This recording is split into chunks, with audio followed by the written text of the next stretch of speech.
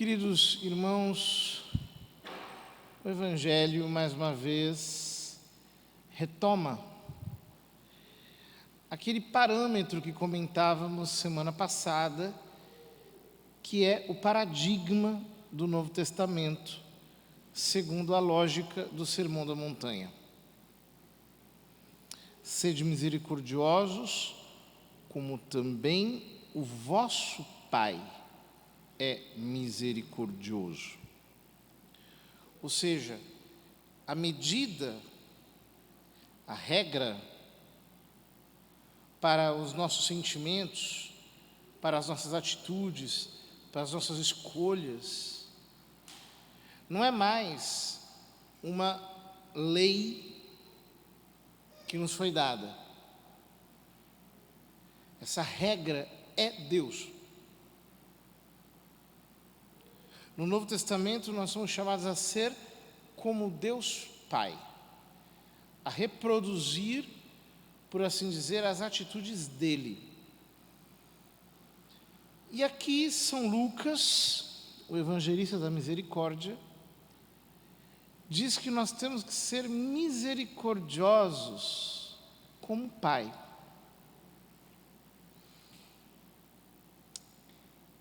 Isso é quase impossível se nós pensarmos em termos práticos.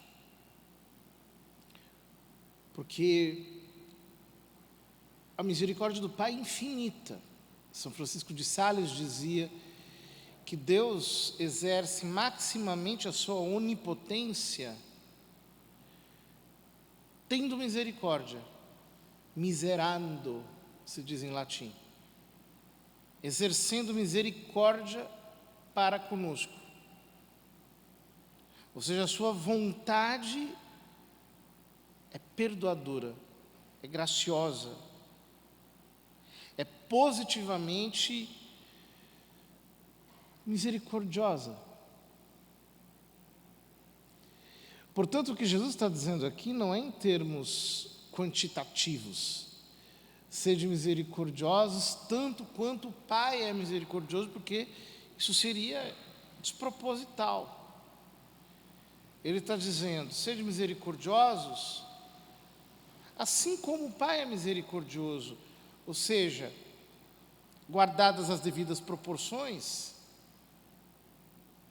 procurem reproduzir sentimentos de generosidade em relação ao próximo. No final ele diz,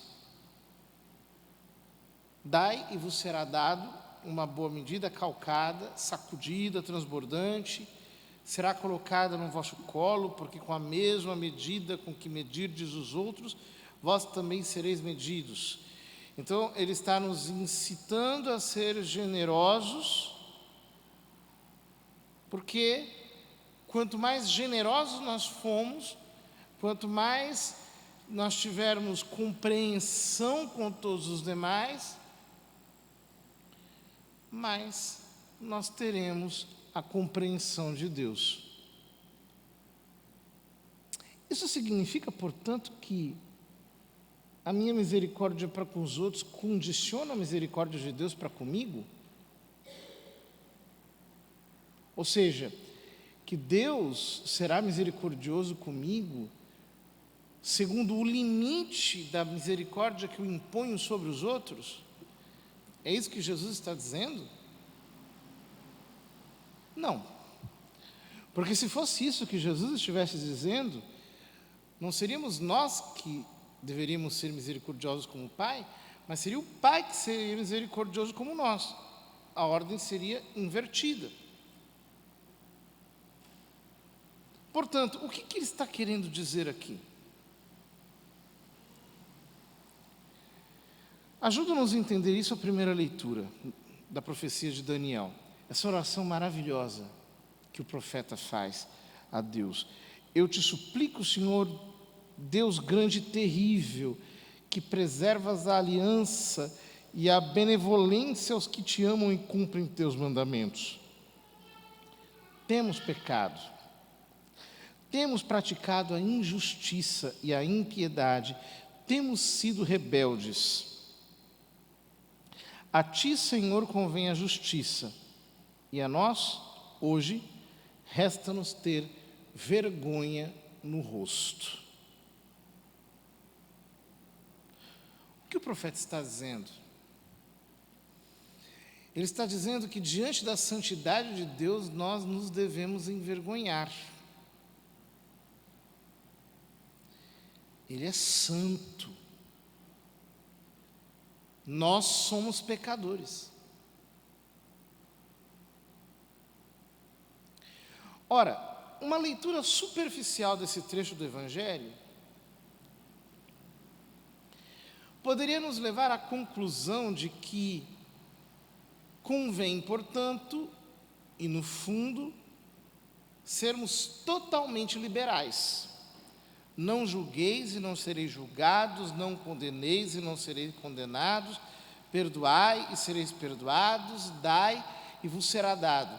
Ou seja, parece que é a nossa atitude liberal que atrai a liberalidade de Deus. Mas não é isso que Jesus está dizendo exatamente aqui. Porque senão parece que o ideal é todo mundo tolerar de tal modo o pecado que o pecado se torna algo bom, naturalizado. E hoje em dia é muito curioso como as pessoas são sacanas. De ontem para hoje estourou esse escândalo por causa desse trecho de um filme com teor de abuso sexual contra crianças. E a grande defesa que as pessoas fazem dessa postura é: vamos parar com falsos moralismos. Falsos moralismos. Bom, como se fosse apenas uma atitude assim, reativa diante de uma cena indiferente. Não é verdade. Esse tipo de autodefesa é hipócrita. Nós não podemos conviver com o pecado como se fosse uma coisa boa. Nós não podemos chamar o mal de bem e o bem de mal, como diz o profeta Isaías. Nós não podemos anistiar todas as condutas erradas como se elas fossem aceitáveis. Não é disso que Jesus está dizendo. Jesus está falando exatamente o contrário disso que nós, às vezes, temos a impressão ao lermos esse texto.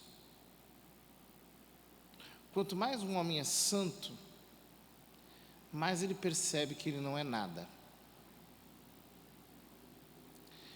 Quanto mais a graça de Deus aumenta, mais nós percebemos a nossa miséria. Quanto mais a luz do Espírito Santo cresce em nós, tanto mais cresce a compreensão do nosso nada.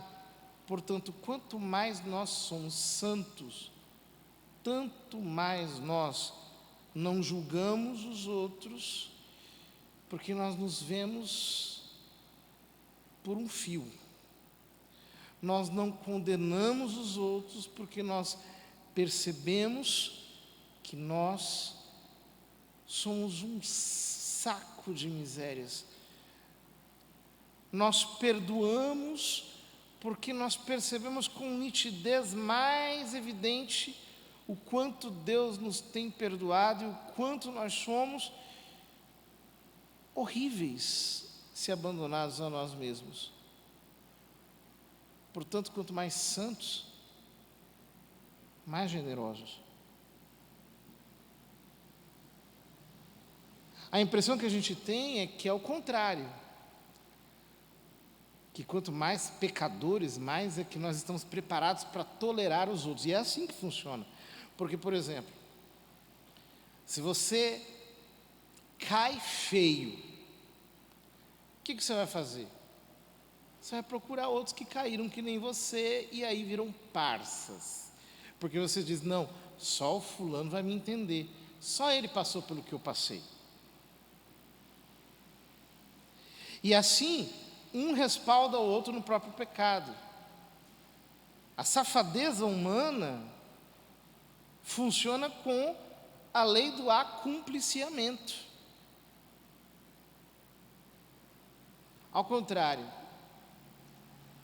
a santidade me faz dizer: Senhor, eu estou errando, então eu preciso me amparar em quem é santo, em quem é melhor do que eu preciso pedir ajuda. E aquela pessoa, se realmente é melhor do que eu, ela vai olhar para a minha fraqueza e vai dizer: poxa, eu preciso ajudá-lo, porque eu sei que se eu vacilar, eu posso descer até mais baixo do que ele, então eu não vou condenar, eu vou entender, eu vou desculpar, eu vou ser um ombro amigo, eu vou me colocar à disposição, porque só vós, Senhor, sois santo, a vós cabe a justiça, a nós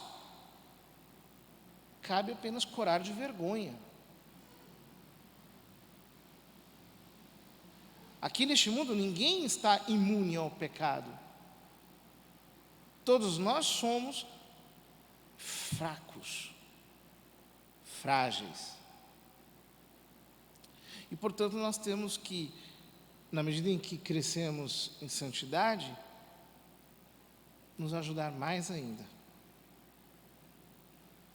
Porque nós vemos o abismo do nosso nada. Queridos irmãos, que nós possamos ser, portanto, muito compreensivos.